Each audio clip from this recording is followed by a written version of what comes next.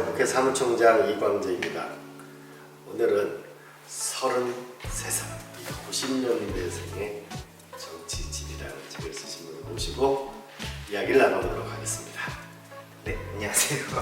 저는 현재 노무현재단 이사로 활동 중이고 또 유튜브 알림의 황희도 그리고 90년대생의 정치질 작가가 된 황희도입니다.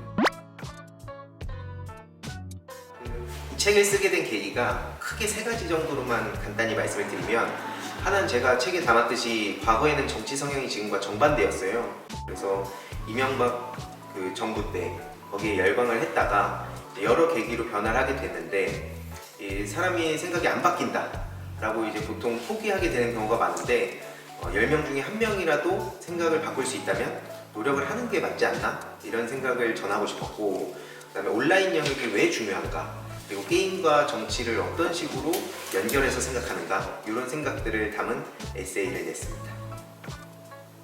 프로게이머로 활동을 하시다가 이제 정치에 관심을 갖게 되셨는데, 일반적으로 생각했을 때 굉장히 특이한 행보거든요.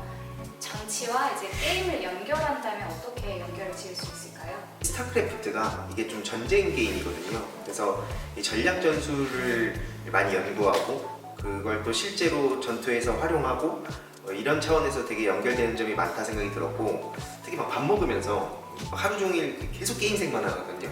정치인 딱 이광재 총장님도 아마 훨씬 더 잘 아시겠지만 계속 밥 먹으면서도 이걸 내가 어떤 정책을 어떻게 하면 될까 막 이런 걸 계속 고민하시잖아요. 그러니까 그런 연결점이 되게 비슷하다는 생각이 들었고, 그 뭐 시뮬레이션 돌리는 거나 수싸움 하는 거나 또 지금 현재 정치 구도에서 어쨌든 51% 싸움이라고 봤을 땐 거기에 맞춰서 그럼 우리는 전선을 어떻게 그어야 되나 뭐 이런 걸 맨날 고민하고, 상대방 선수에 대해서 대진이 딱 잡히게 되면 그 인물에 대해서 많은 걸 연구를 하고 그 선수의 특징이나 혹은 뭐 약점이나 이런 걸 캐치한 다음에 거기에 맞게 계속 무한대로 연습을 해서 거의 대부분의 경우의 수를 찾아가는데, 그게 딱 정치판에 와서 보니까 처음에 몰랐거든요. 근데 하다 보니까 되게 비슷하다.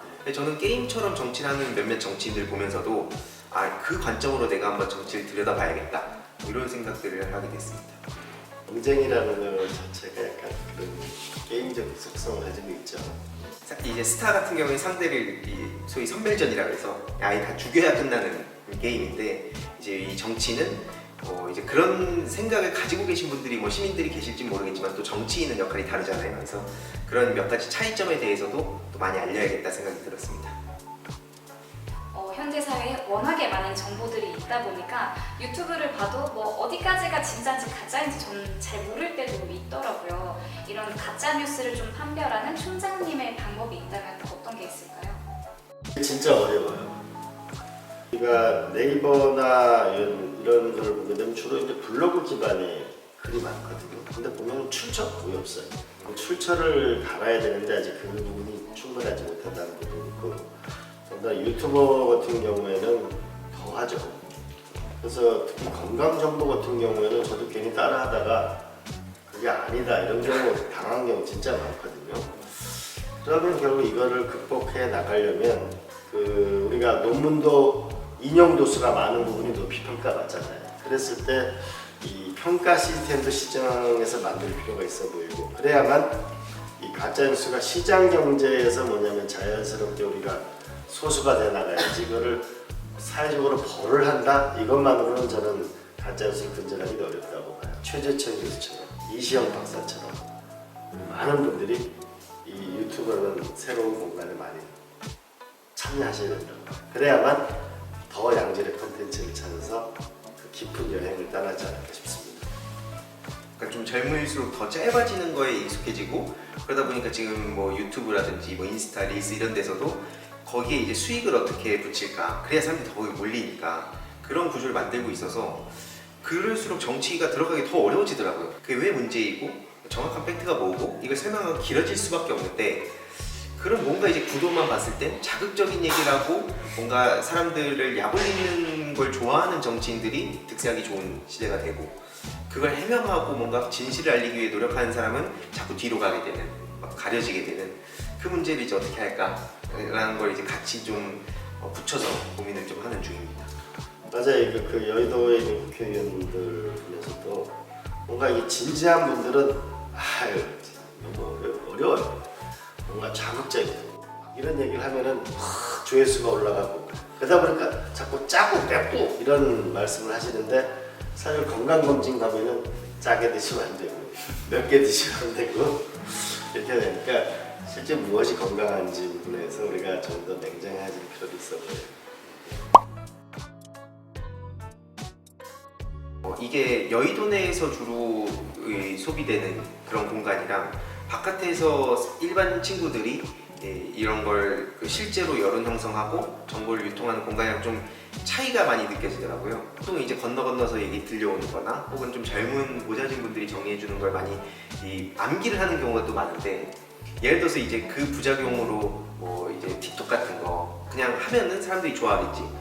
요런 게 실제 정보 유통 창구를 그 틱톡으로 써서 영상으로 뭔가 정보를 접하는 거랑 정치인 틱톡 하는 거랑 사실 연결이 안 되는 거잖아요.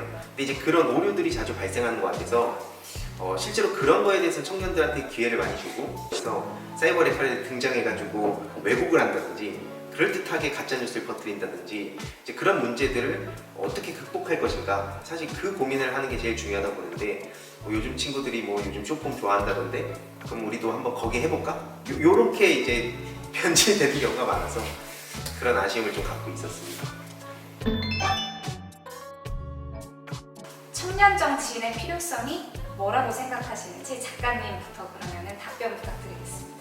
그 각 관심사가 지금 너무 쪼개져 있는데 그것도 유통창구 때문이라고 저는 생각하거든요. 근데 어쨌든 이런 디지털 네이티브 세대들의 공감대 형성 혹은 뭐 불만, 불안 이런 여러 가지 요소들을 이해하는 게 이 공부를 해서 되는 게 아니라 그냥 그 자체인 거잖아요, 우리 청년들은. 그래서 그런 이슈들에 대해서 가장 빠르게 많은 사람들이 공감할 수 있게 움직일 수 있는 역량은 아무래도 청년들한테 많이 있다고 생각을 해서 그런 의미에서 저는 청년들을 뭐 인위적으로 늘릴 거냐, 자연스럽게 뭐 경쟁을 붙이는데 그 발판을 좀 낮출 거냐, 뭐 이런 논의는 많이 필요하다 보는데 어쨌든 청년들이 지금 여러 이유로 신뢰를 얻지 못한다 해서 다 필요 없다 라고 가게 되면 더 고이지 않을까 그런 생각을 좀 하고 있습니다. 한국 사회가 지금 너무 사회 진화 속도는 빠른데 너무 지금 정체되어 있다. 그런 면에서도 너무 확실히 젊어질 필요가 있다고 맞아요. 한마디 보태면 미국에 보면은 위기가 오면은 젊은 지도자를 선택했어요. 루즈벨트 대통령도 40대였고 케네디 대통령도 43살이었고 클린턴 대통령도 43살이었고 오바마 대통령도 40대.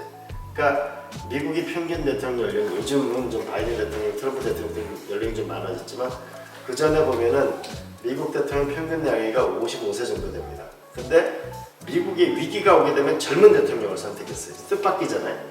확실히 미국은 도전하는 나라다. 나 이런 생각을 좀 많이 해요.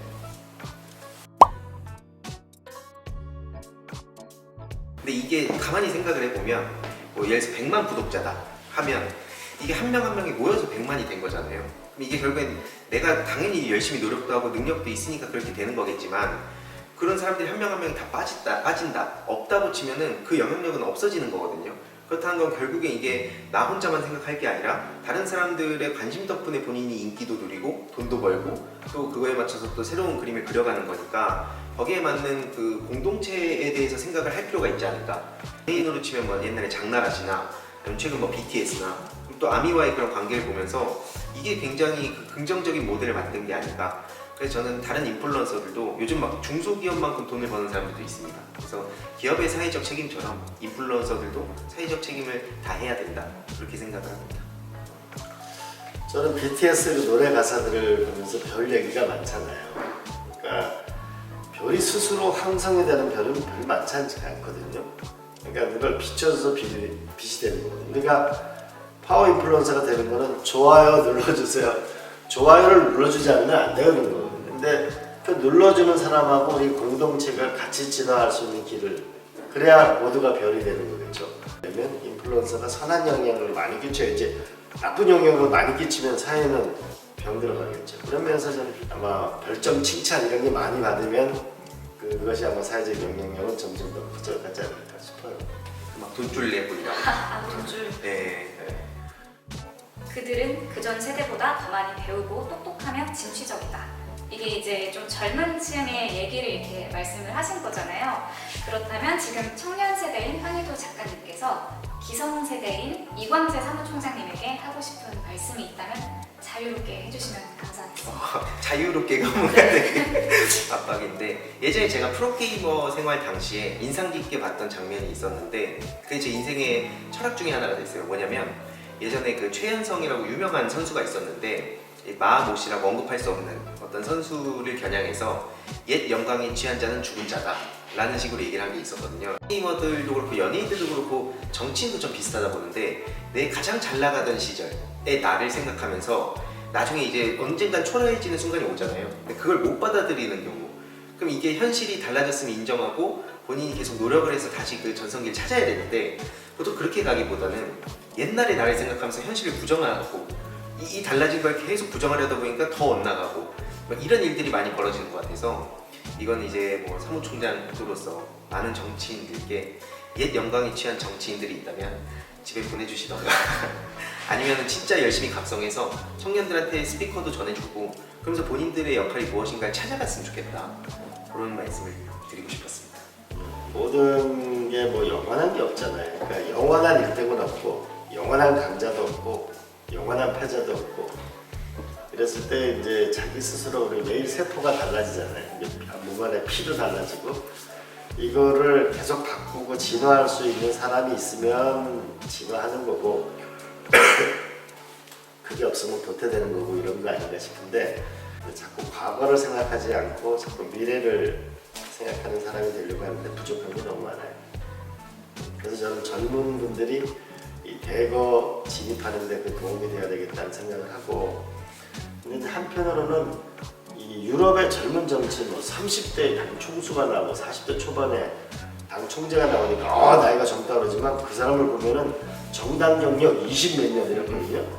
이미 고등학교 대학교 때부터 그러니까 착실하게 훈련되어 온 젊은이라는 거죠. 그냥 어느 순간 사회에서 유명했기 때문에 그냥 와서 뜬 게 아니고 착실하게 자기를 성장시켜왔던, 그렇기 때문에 40대 초반에 총리를 해도 당당하게 영국을 끌고 갈 수 있는 거죠.